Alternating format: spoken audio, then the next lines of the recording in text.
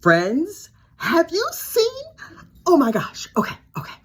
I have to calm down enough to talk to you about what happened. In the words of the great philosopher RuPaul, I am gooped and gagged. Gooped and gagged, I tell you. Listen, let me tell you what happened. Today at the Vallow Daybell trial, everything is going fine, right? We're going right along. We're watching trial coverage. And then the state calls this woman Audrey. I don't even know her last name. I couldn't write it down. I couldn't commit it to memory. This is the mousiest woman in the world. She was like, hello, my name is Audrey. Like Audrey too, from Little Shop of Horrors, only more pitiful. Anyway, I was like, why is this woman talking so soft? Like, what is her story? Okay, turns out she's a 35 or 34-year-old woman. Now she's 34. That means when the murders or whatever happened, she was probably in like her late 20s, early 30s. She was a fetus, basically. Daisy, don't start with me. I got a video to do. Okay. So she meets Chad. She's a single girl, which I think for Mormon culture, that's fairly unusual. But okay, girl, go on, live your single life, do you? So she works as like a customer service representative. Not that that matters, but it kind of does. So she doesn't have a regular desk job. She works from home. She works remotely, so she could be anywhere. So, okay, she's doing her job. She goes to one of these conferences, and she's like apocalypse curious. She's not like fully into the like, we're all going to die. She's like lightly around the edges, interested in a cult. This is my reading. That's not what she said. This is my judgment of her. Not that I don't got no right to judge her. But anyway, so she meets Chad at a conference. And so they're chit-chatting.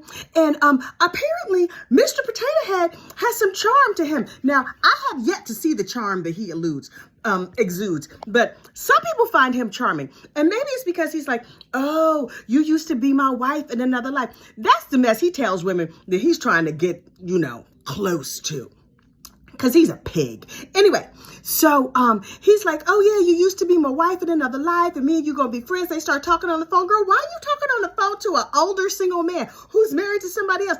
Isn't he like 50 or something, and you 30 or something? Chad needs to sit all the way down. So anyway, he says, can you go be friends with my friend Lori over there? It's not appropriate, me as a married man, to be hanging out with that single woman because she's a widow. Oh, no, she was married at that time. It's not appropriate, me as a married man, to be hanging out with this married woman. So this lady is like, okay, I will go be friends with your friend Lori. So they're hanging out. They're having a good time. Look, my earphone thing is falling out. They reading the books and, studying the apocalypse or whatever they do. I don't know what they do at them conferences. So they get together in the hotel room and she's like, okay, I have some new girlfriends. This is cool. They talking on the phone. They get together one time and then randomly they were like, oh, we need to do some work on Tammy, Chad's wife. And so little Miss Mousy Pants was like, okay, what are we doing? They stand in a circle and hold hands. And she was like, oh, we're going to say a prayer. I know Jesus. Okay. Dear Father, or however they say it. They start saying a prayer and these women start trying to cast out the devil. Now listen, what you're not going to do is trick me into casting out the devil or nobody. If you got the devil in you, well, that's between you and the devil. Leave me the heck out of it. But this chick was like, wait. I just came to study like on the edges of the apocalypse. And these heifers are all standing around talking about the powers they have. And Lori in her prayer, her casting or whatever, each woman had a power. Well, we all know Zanuma, whatever that name is. Al's wife was supposed to be in charge of the weather. I need to talk to her about pollen, but that's another story for another day. Anyway, Lori apparently was in charge of weapons because she was like knives and fire and cutting people up and all this other craziness. And so the little mousy lady was like, oh, shoot. What is happening? So they said like amen or however you end the casting. I don't know how that works. So she was like, okay, I'm gonna need to go. And so she left and she went on about her business. For the life of me, I do not know why they wanted this woman to be a part of their coven. No offense to actual covens, because these women give witchcraft a bad name. Anyway, so, some time goes by and she stays in touch with these heifers. Listen, the first time we get together and you start trying to cast out Satan, well, no, we can't be friends no more. That is a deal breaker. So anyway, she goes off to vacation in Europe. Oh, good for you, girl. You got some money or something. Let me and you could go travel to Europe together. I love Europe, especially Paris. Anyway, So she comes back from Europe and they're like, hey, let's go to Hawaii. So she goes to Hawaii. That's what I was thinking. This heifer don't have a job. And then I remember she does remote customer service. So you could do that from anywhere. So she goes to Hawaii and they're like, Melanie is all upset and she needs a friend. Will you be Melanie's friend? Chick, you're not meant to be everybody's friend. Why is she so nice? She couldn't live around here. That's not going to work out good for her. Now, you can be nice. I am a delight, but I got a little edge to me. So I'm like, yes, I will be your BFF, but you say something crazy and I'm going to cut you off as a friend. I might cut you, just, like with a knife type cut you, but no. I don't need that many friends though, really, like for real. She had just met Melanie. Melanie's having a hard time and she's like, I have a soft heart, blah, blah, blah. So they hang out in Hawaii and then they go back to Idaho, Iowa, potatoes and bullets, but Idaho.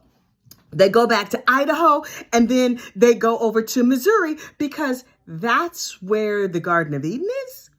Okay, LDS friends, I'm gonna need y'all to explain that one to me. But anyway, so they're hanging out there and then ultimately they end up back in Idaho, right? So, they start doing more casting out of the devil and little Miss Mousy Pants was like, you know what?